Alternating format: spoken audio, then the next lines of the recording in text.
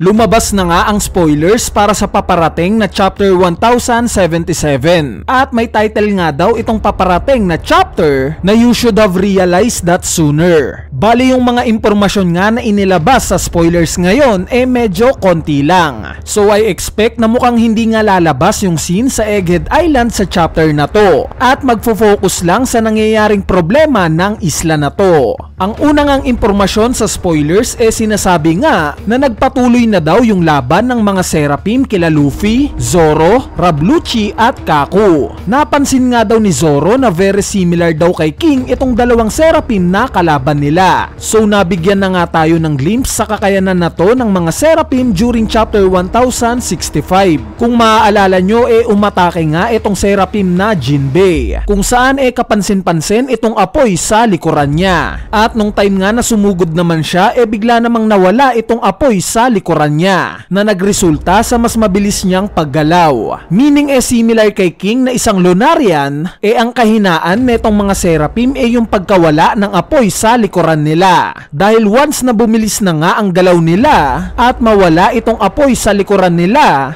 mas mahina ang depensa nila. Bali nakakatuwa lang na hindi napansin ni Zoro yung physical features netong mga Seraphim gaya ng itim na pakpak, puting buhok at apoy sa likuran na evident na talagang ginaya sila sa Lunarian at kay King. Mas napansin pa nga ni Zoro yung mga galaw ng mga Seraphim bago pa niya mapansin na similar ang mga ito sa nakalaban niyang si King. Anyway, ngayong may idea na nga si Zoro sa kung paano tatalunin itong mga Seraphim malamang na mas madali na nilang matatalo ang mga ito. Pero base nga sa sumunod na impormasyon sa spoilers sinasabi nga na meron daw umatake kay Shaka. In fact sa sobrang lakas nga daw ng umatake kay Shaka sumabog daw ang ulo neto. So hindi pa nga malinaw kung isa sa mga Seraphim na nakaharap nila Luffy ang umatake kay Shaka, since kasama nga si Shaka sa control room kung saan nagaganap ang laban netong sila Luffy. Pero probably related ito sa traitor na sinasabi na nasa Egghead Island ngayon. At speaking of traitor marami nga ang nagsasabi na base daw sa mga ebidensya ang primary suspect na nga ngayon sa kung sino ang traitor ito daw si Edison. Since sa tuwing nagkakaroon nga ng system failure sa depensa ng Labu Base lagi daw hindi makita itong si Edison. Plus siya nga daw sa mga satellites ni Vegapunk ang huling nag-utos sa mga Seraphim, which makes sense na kung idadagdag pa nga natin yung nangyari sa last chapter na narinig ni Zoro na sumigaw si Nami kung totoo ngang traitor itong si Edison malamang na yung rason ng pagsigaw ni Nami hindi kagagawan ng Seraphim bagkos itong si Edison mismo, dahil magkasama nga sila sa iisang grupo kabilang itong si Brook. At dahil na pag-uusapan na nga rin natin itong si Nami kung napansin nyo nga during chapter 1075 nakakita nga itong si Nami ng isang machine na nakakapag-create ng mga alahas. In fact gusto pa nga niyang kunin ang mga ito. Kaya naman nakakapagtaka nga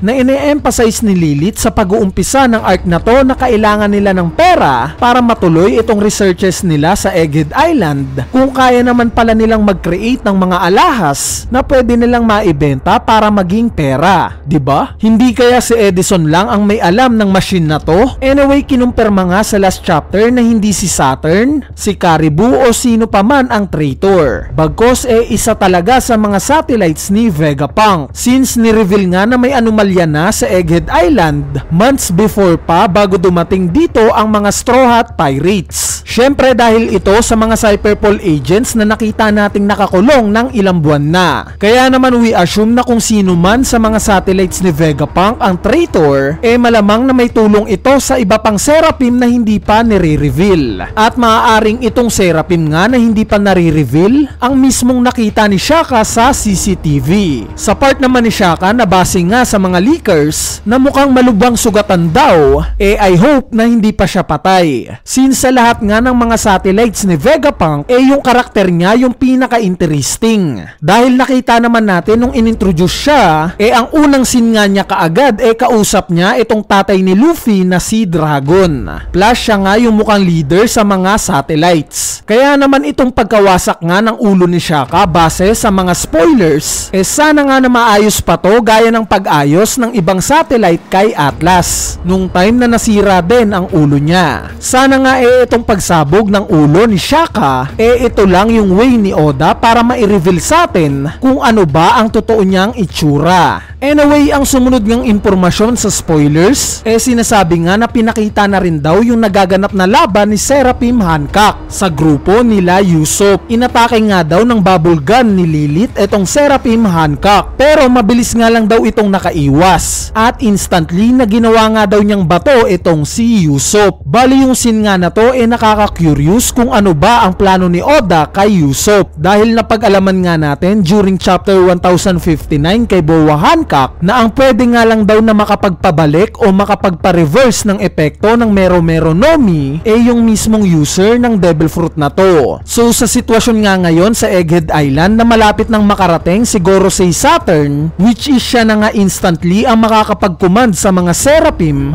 mas critical na nga ngayon itong kalagayan ni Usopp, dahil what if mabasag na lang siya at biglang namatay itong Seraphim Hancock? Diba hindi na siya babalik sa dati? Sana lang gulatin tayo ni Usopp at it turns out na malakas pala yung haki niya na kayang-kaya niyang manolify itong Mero Mero no Mi. Kung magkataon nga paniguradong magte-trending ito, 'di ba? De joke lang. Bali sa grupo nga ni Usopp, since naging bato na nga siya, same as York, dalawa na nga lang ang natitira na haharap sa Seraphim Hancock, at ito nga sila Lilith at Franky. Yes, may baril nga itong si Lilith, pero base nga sa galaw niya sa mga recent chapters, mukhang hindi nga panglabanan ang forte niya. In short, matapang lang siya. Pero wala naman siyang ibubuga pag aktual na labanan. Meaning si Franky na lang ang pwedeng makapag-challenge kay Seraphim Hancock. So base nga sa mga past chapters, nakita nating nag-alala itong si Edison nung time na inatake ni Franky ng laser itong Seraphim Jinbei. Ibig sabihin, maaaring itong laser ni Franky ang susi para matalo niya itong Seraphim na Hancock. Anyway, ayan na nga yung maikling impormasyon para sa spoilers ng paparating na chapter 1077. Though hindi nga gaanong exciting itong mga impormasyon na to, I hope na once na ma-release na yung full chapter, mabigyan pa tayo ng clue kung sino nga ba ang traitor, at sana may hint din na ibigay sa atin si Oda sa kung saan ba papunta itong plot na to. Bali dito na nga nagtatapos itong spoiler video natin para sa paparating na chapter 1077. Tatalakayin na nga lang natin ng mas buo itong mismong chapter, syempre once na lumabas na yung full chapter neto. Kaya stay tuned lang sa channel natin para sa mas maraming One Piece updates. So yun lang, peace!